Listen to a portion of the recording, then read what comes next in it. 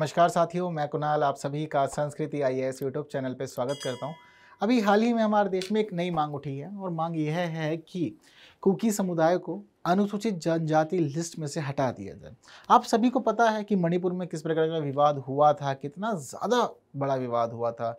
अनेक जगह पर अनेक प्रकार की घटनाएं हमने देखी, आगजनी भी हुई, महिलाओं को नग्न करके घुमाया भी गया, आपसी मुठभेड़ भी अनेक हुई, जिसमें जो मुख्य कारण था वह सिर्फ इतना था कि मैतेई समुदाय को चाहिए थे अपने लिए कुछ अधिकार और वह चाहते थे कि वह एसटी लिस्ट में शामिल हो जाए।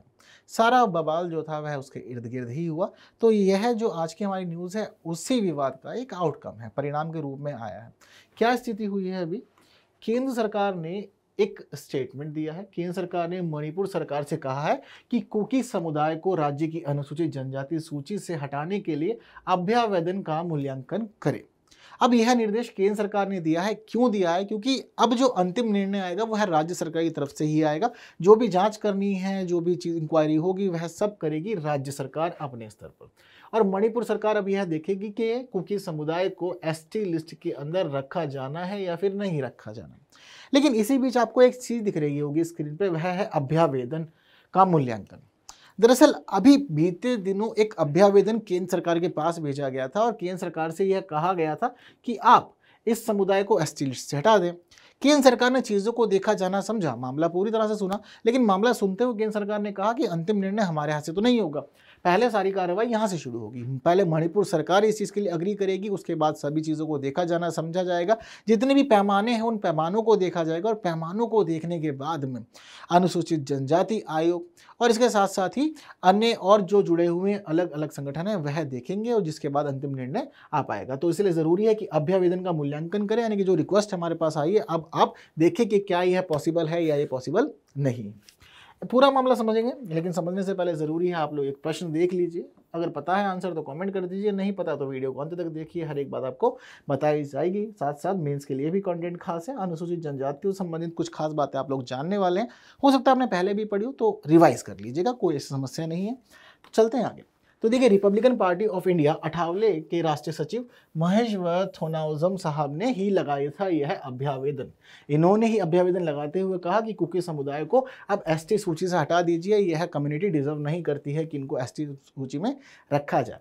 वैसे तो विवाद जो था वह विवाद कुछ लोग ही होते हैं हर एक समुदाय में जो इस प्रकार के उपद्रव करते हैं, लेकिन अगर इस समुदाय को एसटी लिस्ट से हटा दिया जाता है तो यह समझ लीजिएगा कि विवाद जो हुआ वो तो हुआ, लेकिन उसके बाद कुछ लोगों की गलती का जो खामियाजा है ना वह पूरे समुदाय को भुगतना पड़ेगा। समुदाय के अंदर अभी भी जो लोग पिछड़े हैं उन लोगों को भुगतना पड़ेगा, उनके बच्चों को भुगतना पड़ेगा और उन्हें संसाधनों से और अधिकारों से अलग कर दिया जाएगा। जो विशेष अधिकार उनको मिलते हैं फिर कुछ भी नहीं मिलेंगे। अगर कभी भी हम लोग अनुसूचित जनजातियों की बात करते हैं तो सबसे पहला जो हम लोग सुनते हैं उल्लेख वह सुनते हैं अनुच्छेद 342 का, क्योंकि इसके तहत ही किसी भी जनजाति को अनुसूचित जनजाति के रूप में अधिसूचित किया जाता है। वहीं अगर कोई भी प्रक्रिया होती है संशोधन की तो ज़रूरी है कि राज्य सरकार की अनुमति से हो। सबसे पहला काम यहीं से होगा। राज्य सरकार यदि अनुमति दे देती है, न्याय संगत मानती है किसी स्थिति को और उचित कारण उसके पास में होते हैं तो उन उचित कारणों आधारों के आधार पर ही सारे प्रक्रिया आगे बढ़ती है। यहाँ से अप्रूवल मिलने के बाद भारत के रजिस्ट्रार जनरल और राष्ट्रीय अनुसूचित जनजाति आयोग को संविधान के किस अनुच्छेद में है? 338 ए।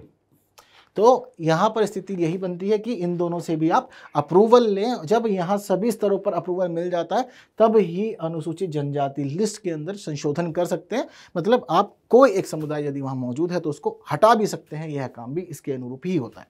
अब यहाँ तक आपने ये समझ लिया कि मामला क्या रहा, मणिपुर के अंदर क्या डिमांड हुई और जो डिमांड हुई वह किस प्रकार से आगे बढ़ रही है और क्या क्या प्रक्रिया है किसी समुदाय को एसटी लिस्ट से हटा लेने की। ठीक है, अब राज्य का मामला क्यों आ रहा है? क्योंकि ये बात ध्यान रखिएगा आप लोग कि हर एक राज्य की और यूटी की अपनी एक अलग अलग एसटी लिस्ट होती है, इसलिए राज्य के कुछ अधिकार अधिक होते हैं चीज़ों के मामले में और वो देखता है कि हाँ हमारे यहाँ पर क्या स्थिति बनी हुई है किसी समुदाय की, वह कितनी संपन्न है, क्या सभी लोगों की स्थिति है, कितने पढ़े लिखे हैं वगैरह वगैरह। हर एक पैमाना देखा जाना समझा जाता है और जो हमारा NC/ST है इसकी जिम्मेदारी भी यही है कि आप सभी चीज़ों की थोड़ी सी देखरेख करते रहें, जाने समझें और उसके बाद सुझाव समय समय पर देते भी रहें ताकि एक अच्छी व्यवस्था हमारे देश में सभी के लिए सुनिश्चित भी हो पाए। ठीक है। अब हम लोग यहाँ पर यह स्थिति समझते हैं कि हटाने वाली बात तो ठीक है, लेकिन किसी समुदाय को अगर इस लिस्ट के अंदर शामिल करना हो तो उसके लिए क्या प्रावधान है, संविधान अनुसूचित जनजातियों के बारे में क्या कहता है, हर एक बात अभी हम लोग समझते हैं। तो देखिए, अगर हम संविधान देखते हैं तो संविधान में कुछ भी नहीं बताया हुआ कि किस समुदाय को और कब अनुसूचित जनजाति सूची में शामिल किया जाएगा। संविधान में ऐसा कोई भी जो मानदंड होने चाहिए कुछ भी नहीं लिखे हुए हैं। लेकिन संविधान का अनुच्छेद 366 का भाग 25 यह बात कहता है कि अनुसूचित जनजातियों का अर्थ उन जनजातियों या जनजातीय समुदाय से है जिन्हें संविधान के अनुच्छेद 342 के तहत अनुसूचित जनजाति माना जाए या उसके रूप में अधिसूचित कर लिया जाए। अब यहाँ पर हम दो अलग अलग अनुच्छेदों की स्थिति देख रहे हैं। अनुच्छेद 366 मान रहा है कि अनुच्छेद 342 के अंदर जो समुदाय एसटी हैं वही हम भी मानेंगे। अब मेन बातचीत किसकी आ गई है, अनुच्छेद 342 की। पर अनुच्छेद 342 में अगर किसी समुदाय को हम अनुसूचित जनजाति का दर्जा दें तो कैसे देंगे? जिम्मेदारी है भारत के राष्ट्रपति के पास कि भाई अंतिम निर्णय यहीं से ही होगा, यहाँ पे आके लगेगी मोहर प्रेसिडेंट ऑफ इंडिया की, तब वह समुदाय एज अ एसटी समुदाय, as a ST community recognise हो जाएगा उस राज्य के अंदर। बट कैसे? तो देखिए, राज्य या फिर केंद्र शासित प्रदेश जो भी है वह पहले मामला देखेगा। हम लोग देखते हैं कि अलग अलग समय पर अलग अलग समुदाय मांग करते हैं कि हमें एसटी लिस्ट में शामिल कर लिया जाए। तो जब प्रस्ताव आता है, मांग शुरू होती है, तो पहले जाता है राज्यपाल के पास में। सरकार अपने स्तर पर तो देखती है, मतलब जब सरकार अपने स्तर पर देखती है तो फिर राज्यपाल की से बातचीत की जाती है, यहाँ से अप्रूवल लिया जाता है। तो यह चीज़ें को देखते जानते समझते हैं कि क्या क्या स्थितियाँ हैं, वास्तव में वह डिजर्व करते हैं या डिजर्व नहीं करते। जब राज्य स्तर से फाइनल हो जाती है, राज्यपाल साहब उस पर अपना अप्रूवल दे देते हैं, तो अंततः फिर जब राष्ट्रपति के पास प्रस्ताव आता है तो वह भी यहाँ पर चीज़ों को एक्सेप्ट कर लेते हैं, ठीक है। और बाद में वह जो समुदाय है वह अनुसूचित जनजाति के रूप में रिकॉग्नाइज हो जाता है। तो हर एक राज्य में इसके लिए एक अलग अलग व्यवस्था है, हर एक राज्य की अपनी अलग अलग सूची होती है, और ज़रूरी नहीं है कि किसी एक राज्य के अंदर कोई एक समुदाय एसटी के रूप में रिकॉग्नाइज है तो वह दूसरे राज्य में जाता है तो वहाँ भी एसटी के रूप में रिकॉग्नाइज होगा। ऐसा कोई भी फिक्स नहीं है, क्योंकि यह जो मामला है यह एसटी की लिस्ट अलग अलग राज्य की अलग अलग होती है, यूटीसी की अलग अलग होती है, और वहाँ की भौगोलिक स्थिति, वहाँ की डेमोग्राफी और वहाँ की जनसंख्या, इन सभी के आधार पर हर एक बात को निर्धारित भी किया जाता है। अनुसूचित जनजाति के मानदंड क्या है? तो अनुसूचित जनजाति के लिए कोई भी मानदंड फिक्स नहीं है, ना तो संविधान में कहीं बताया हुआ है, ना भी कहीं और। लेकिन फिर भी ना कुछ आधार ऐसे हैं जो हम लोग एक्सेप्ट करते हैं, जैसे कि आदिम जीवन शैली। जनजाति का मतलब है कि आपका प्रकृति से लगाव हो, आप जंगल में रहते हो, वन में रहते हो, और उसके अनुरूप ही आपकी सभी चीज़ चलती हो। अभी भी आप प्राकृतिक जीवन को नहीं छोड़ पा रहे हैं, आप प्राकृतिक जीवन से इस प्रकार जुड़े हुए थे कि आप ना तो आर्थिक रूप से संपन्न हो पाए, और ना ही आप रोजगारों में अधिक सशक्त हैं, और ना ही आपका सामाजिक आधार बहुत ही ज़्यादा अच्छा है।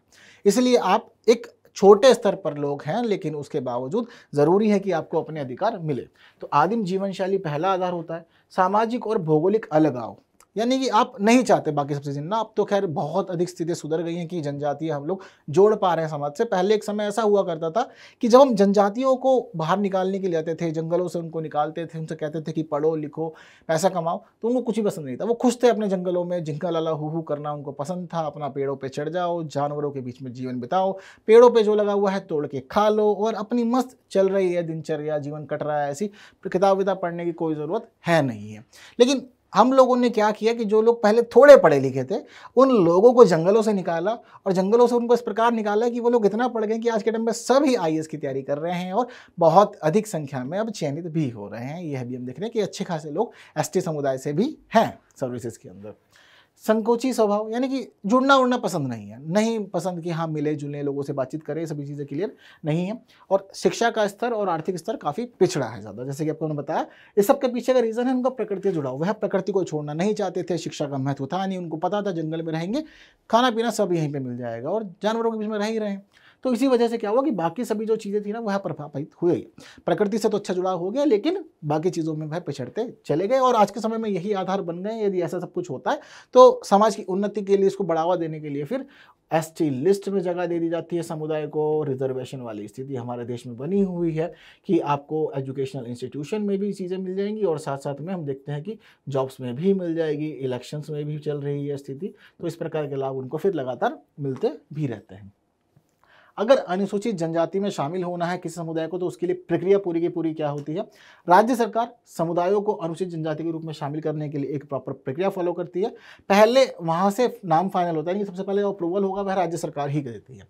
जैसे कि आपको मैं बता रहा था ना भी कि राज्यपाल के स्तर पर फाइनल होता है, तो राज्य से फाइनल होकर राज्यपाल के स्तर पर आता है, उसका घूम करके राष्ट्रपति के पास में आता है। लेकिन इस बीच एक अच्छी खासी चेन है। तो चेन में कौन कौन शामिल है, राज्य सरकार अप्रूव करती है मामले को अपने स्तर पर, फिर समीक्षा के लिए भेज देती है जनजातीय मामलों के मंत्रालय के पास में। जनजातीय मामलों का मंत्रालय जो है वह पूरी समीक्षा करता है। समीक्षा करने के बाद सारे पैमानों को चेक करता है, मानक चेक करता है, मेजर्स चेक करता है, स्थितियां चेक करता है, समुदाय की हर एक चीज़ को जानने समझ लेने के बाद में फिर वह एक अपनी रिपोर्ट बनाता है कि जी हम लोगों ने जब समीक्षा की तो समीक्षा में हमने ये पाया। अब यह हमारे निष्कर्ष हैं। निष्कर्ष के आधार पर अनुमोदन कौन देगा, अनुमोदन की जिम्मेदारी है भारत के महापंजीयक की। यहाँ पर अनुमोदन के लिए सारा मामला आएगा। अनुमोदन के साथ साथ ही स्वीकृति लेनी जरूरी है राष्ट्रीय अनुसूचित जनजाति आयोग की। क्या कहते हैं, बार बार बता रहा हूँ, NCST कहाँ उल्लेख है, संविधान के अनुच्छेद 338A में। ठीक है, तो यहाँ पर इसके लिए प्रॉपर मेंशन है। तो यह जो कमीशन है मुख्य रूप से हमारे पूरे देश के अंदर अनुसूचित जनजातियों के उद्धार के लिए, उनके विकास के लिए, उनके अधिकारों को सुनिश्चित करने के लिए यह जिम्मेदार है। बहुत सारी जिम्मेदारी रहती है आयोग के पास में। तो यहाँ से भी स्वीकृति लेंगे। जब यहाँ से स्वीकृति हो जाएगी तब उसके बाद में फिर कैबिनेट के पास आएगा अंतिम निर्णय के लिए, और जब केंद्रीय कैबिनेट देख लेती है तो फिर केंद्र सरकार से पारित होने के बाद फिर प्रेसिडेंट ऑफ इंडिया मोहर लगा देते हैं, काम खत्म, आप ST के रूप में रिकॉग्नाइज हो गए हैं। ठीक है, इतना क्लियर है सभी लोग को। तो यह एक पूरी की पूरी प्रक्रिया है। जब कभी भी कोई एक समुदाय ST के रूप में यहाँ पर रिकॉग्नाइज हो जाता है तो रिकॉग्नाइज हो जाने के बाद में फिर उसको बहुत सारे लाभ मिलते हैं। जैसे कि बहुत सारी योजनाएं हमारे देश में सिर्फ ST लोगों के लिए है। यदि आप ST हैं तो ही आपको लाभ मिलेगा। तो आप अब ST समुदाय बन गए हैं, रिकॉग्नाइज हो गए हैं, आपको उन सभी योजनाओं का लाभ मिल जाएगा। आपके लिए सरकारी नौकरियों में आरक्षण है। हम देखते हैं कि राज्य के स्तर पर अलग अलग भी है। जो कॉमन चलता है वैसे वह 7.5% है अभी इन लोग के लिए। तो आपको हर जगह आरक्षण भी मिलेगा।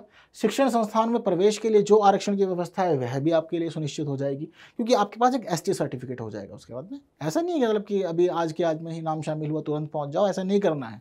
जब कभी भी ये काम होता है तो ST लिस्ट में नाम शामिल करने के बाद में फिर एक सर्टिफिकेट बनवाना पड़ेगा, और सर्टिफिकेट जो बनता है वह DM SDM साहब के यहाँ बनता है, तहसीलदार साहब बनाते हैं। वहाँ से जब आप ले लेंगे तब आपको सब लाभ मिलेंगे। ठीक है, तो शिक्षण संस्थानों में प्रवेश मिल जाएगा। वहीं साथ साथ अनुसूचित जनजाति वित्त एवं विकास निगम है हमारे देश में, जो बहुत ही सस्ती दरों पर अनुसूचित जनजाति के लोगों को ऋण प्रदान करता है। तो यहाँ से ये लोग ऋण भी ले पाएंगे। छात्रवृत्ति जो खासतौर पर ST समुदाय के लोगों को मिलती है वह मिलेंगी। वहीं संविधान के अनुच्छेद 243 घ के तहत पंचायतों में अनुसूचित जनजाति के लोगों को आरक्षण की व्यवस्था की गई है। अनुच्छेद 330 के तहत में लोकसभा में अनुसूचित जनजाति के लिए आरक्षण की व्यवस्था है। वहीं 332 के तहत विधानसभा के अंदर भी अनुसूचित जनजाति के लोगों के लिए आरक्षण की व्यवस्था की गई है। तो यह पूरे का पूरी प्रक्रिया होती है। इस प्रकार से आप लाभ लेते हैं। और वहीं अगर आप लाभ ले रहे हैं, चीज़ें गड़बड़ हो जाती हैं या फिर आप बहुत अधिक ज़्यादा सुधर जाते हैं, तो सुधर जाने की स्थिति में फिर आपको अगर लिस्ट में से हटाया जाएगा, तो लिस्ट में से हटाने के लिए जिस प्रक्रिया का पालन किया जाता है वह प्रक्रिया यह वाली है। मतलब केंद्र सरकार के पास विचार आया था, पर केंद्र सरकार राज्य सरकार में डाल देगी कि आप चीज़ों को देखो, जानो, समझो और पहले एक मूल्यांकन करो कि इनको SC लिस्ट में रखना या नहीं रखना। अगर SC लिस्ट से हटाना है तो अपने कारण बताइए, आधार बताइए, जो जो आपने जांच की है। उसके बाद में भारत के रजिस्ट्रार जनरल से परमिशन ले लेना, NCST आयोग से परमिशन ले लेना। उसके बाद में फिर सब चीज़ें फाइनल हो जाएंगी तो फिर सरकार को बता देना, और सरकार को बता देने के बाद में फिर उसको हटा दिया जाएगा। जिन आधारों के आप बताएंगे उन्हीं आधारों पर उसको हटा दिया जाएगा, और फिर उसको यह सब लाभ नहीं मिलेंगे जो लाभ उसको लगातार मिल रहे थे ST होने की वजह से। चलिए, मेंस के लिए कंटेंट खास है, लेकिन प्री के अकॉर्डिंग भी आप लोग अपना आंसर कमेंट कर दीजिए जल्दी से। उम्मीद करता हूं कि प्रश्न भी सरल हैं और पूरी चीज़ आपने अच्छे से समझी होंगी। मेंस के नोट्स ज़रूर बना लीजिएगा, एग्जाम में कोई भी बात आए तो लिख ज़रूर दीजिएगा। और जनरली एक खास इस न्यूज़ में बात यही है कि हम लोग देखते हैं कि जब कम्युनिटियाँ अलग अलग आंदोलन में बैठती है तो वे डिमांड करती है कि हमें ST का दर्जा दे, लेकिन अब हम लोग ये खास पैटर्न देख रहे हैं कि ST दर्जा हटाने की मांग यहाँ पर की गई है, जो कि जनरली नहीं होती है। ठीक है, अगर सेशन पसंद आए तो बाकी साथियों तक ज़रूर शेयर करना है। अकेले अकेले क्यों सीखना है, बाकी लोगों को भी सिखाइए। लाइक के बिना नहीं जाना है। आंसर भी चाहिए होगा तो देखिए आप लोग की स्क्रीन पर है। उम्मीद करता हूँ कि आप लोगों ने सही आंसर भी लगाया होगा। चलिए, अगली वीडियो में फिर मुलाकात करेंगे कुछ नई बातों के साथ। तब तक के लिए विदा दीजिए। Thank you so much.